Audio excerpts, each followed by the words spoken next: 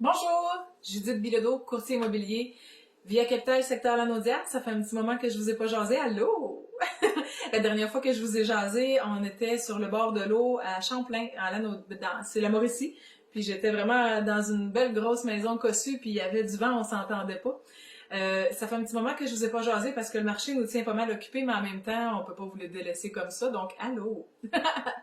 J'ai décidé de vous faire une petite vidéo sur les croyances que vous pouvez avoir sur notre travail.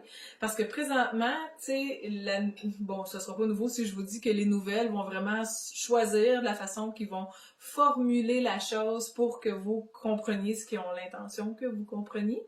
Donc, dans le fond, la perception du marché face à nous. Euh, Présentement, on travaille énormément pour pouvoir avoir de l'argent. Exemple, si, mettons, vous représentez le vendeur et que vous mettez votre pancarte sur le bord du chemin, il va falloir être on point puis réveillé parce que là, on va avoir une mer d'appels pour pouvoir visiter la maison. Fait qu'il faut vraiment être en contrôle de son travail pour que notre client, dans le fond, le vendeur, ne soit pas surchargé à faire du camping dans la cour chez eux parce qu'il y a du monde dans la maison puis qu'il faut qu'on fasse attention à notre distanciation et puis gna gna gna, tu sais.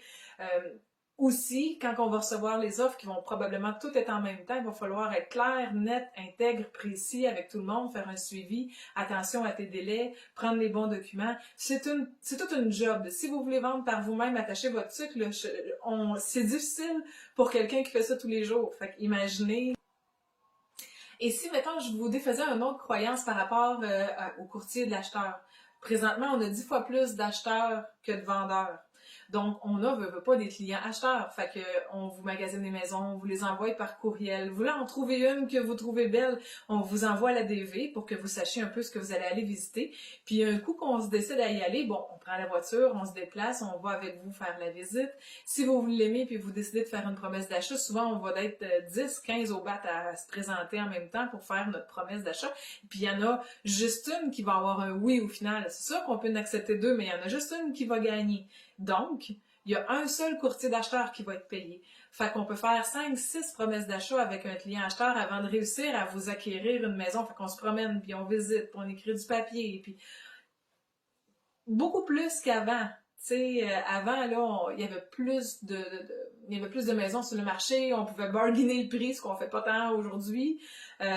Puis, tu sais, on avait encore le choix. Là, c'est serré. Troisième croyance que j'aurais envie de défaire aujourd'hui. Les gens vont dire ah, ben là, c'est tout le temps en surenchère, j'ai pas le goût de payer trop cher ma maison. L'institution financière va pas prêter pour quelque chose de trop cher. Ils vont prêter pour la valeur de la maison. Une valeur, c'est petit, moyen et gros. Ils sont pas fous, ils savent que présentement, on est dans la tranche élevée de la valeur des maisons. Toutes les maisons se vendent à leur maximum. Donc, si vous faites une promesse d'achat et vous voulez donner 25 000 $ de plus que le prix proposé par le courtier du vendeur, puis que votre promesse d'achat est retenue parce qu'elle est vraiment plus élevée que les autres, l'institution financière, quand ça va être le temps de faire le prêt, ils vont se dire, coudonc, pourquoi il y a une grosse différence de même?